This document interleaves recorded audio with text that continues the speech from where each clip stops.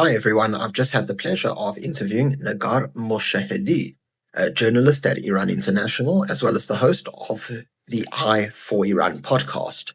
Now, in order to check out the full interview, please click on the link in the description box below, and I've also posted it in the comment section as well. And you'll see that that is on my other channel, Middle East Insider, so be sure to subscribe if you enjoy that kind of content. Until then, I hope you enjoy this video.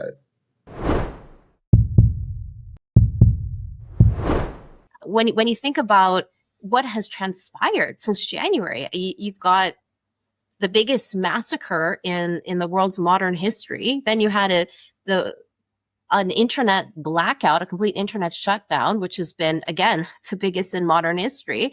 And then you had a war. So it's just really sad to see what people have been through, ordinary Iranians, in these past couple of months. And whether there's talks, whether there's not talks, whether there's a deal, whether there's no deal, whether there's war, there's no war, one thing that has remained consistent inside Iran is executions. Every day we hear of a new hanging. Recently, we had a young man from Esfahan, Faizabadi, who was executed, I believe it was just yesterday. A couple of weeks ago, we had a father of two young children who was executed for owning Starlink.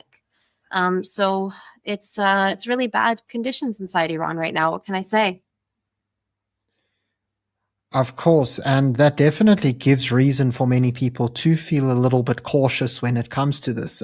Because as you rightfully mentioned, I think for a lot of people in the outside world, they see the news move so fast that they basically forget about it. But as you alluded to, I mean, these were people's parents, sons, daughters, husbands, wives. So of course the pain is still there, and the concern of something like that happening again is still there.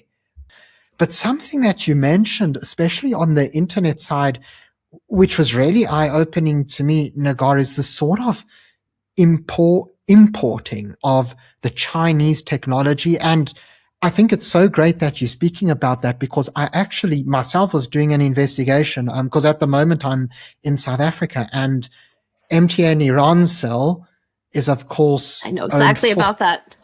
Yeah, and it's just horrifying to see how MTN has basically been complicit in this entire thing. They'll say things like, oh, we didn't know, oh, the IRGC or the Iranian government decided to change our chief executive, we weren't expecting it. But it's like, do we really believe that you had 49% stake in there and you didn't know what was going on? And your current president signed on to that. Yeah. He was chairman at a point. Yes, he was chairman of the organization. So it's just chilling to hear this. So yeah, I'm just glad that you brought it up, and it's good that you're investigating this further, because it's just shocking to see how, especially in places like South Africa, which is an open democracy, people just don't talk about it enough, and they're just sweeping it under the rug, because I guess it's just an inconvenient truth, you know? Yeah, so, exactly. I think if Turkcell hadn't filed that lawsuit, if all those lawsuits happening right now in the United States, that news may not have come out. Of course not. And, you know, Negar, speaking about the sort of South Africa-Iran connection, it's a really interesting thing, because even as one would expect that, you know, the IRGC and the regime are focused on the war with the US and Israel, it seems that they still have time to divert to their activities abroad, around the world.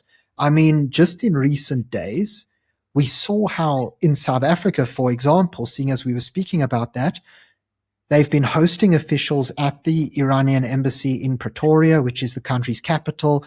They even had university lectures at the University of Pretoria in political science classes.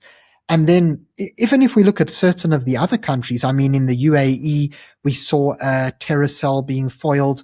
Apparently, those operatives were looking to basically influence Emirati youth and bring them to their side. And then, of course, we saw certain terror plots foiled in Azerbaijan. So I guess my big question now, Negar, just referring to all these incidents, is why do you think it is that the current regime has such an interest in these foreign activities at a time when you'd think that they just don't have the bandwidth to handle all of it? I mean, what is their interest in these places like South Africa and the UAE and others? Well, UAE is a country that they use for, sanctions evasion's hub, and the Iranian regime is basically, very talented when it comes to creating terrorism around the world. I mean, they're the number one state sponsor of terror. In addition to what you mentioned in Azerbaijan, there was also, of course, the terror attacks in London against the Jewish community there. We had the stabbing at very public stabbing in broad daylight at a bus stop, linked to some now group called Hayu, I believe it's pronounced, Hayu, which is a new terrorist group that emerged timing-wise coming out of this Iran-Israel-US war that is somehow linked and tied to the Iranian regime. And right now, around the world, the Iranian regime actually hires a lot of young people to carry out their attacks, and they're meeting them on the web. In some cases, they're providing bitcoins and things like that. And they're not experienced. A lot of these individuals are not experienced because they are children, but the Iranian regime figures, they're cheap. If it works, it works. If it doesn't, then one tactic that they like to use against, local policing forces is to overwhelm them, right?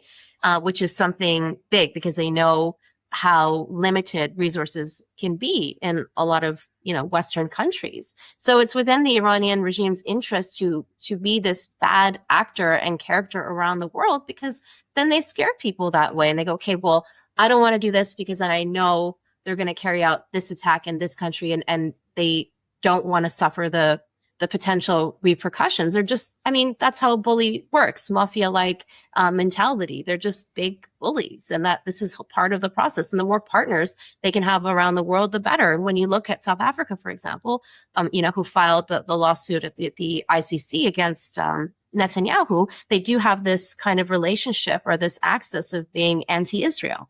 When you look at China and you look at Russia, they have this anti-Western mentality. So they do look for like-minded actors when it comes to their partnerships.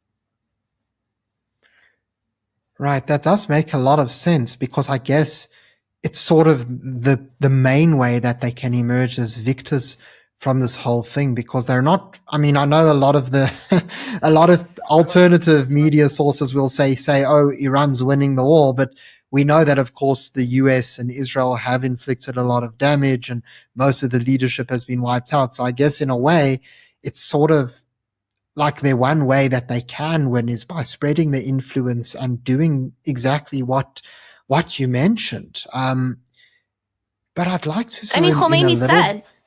Oh, sorry to interrupt. Khomeini said in 1979 that he wanted to export the revolution, and that's exactly what he did. Look at all the campus protests that you see in the United States and in Canada and a lot of Western countries, and the chaos and divisions, right? They're the experts at dividing society, like Vladimir Putin and the Russians. So this is something that they're good at, and this is their playbook. This is something they said they would do. They're very open about it, and they've done it.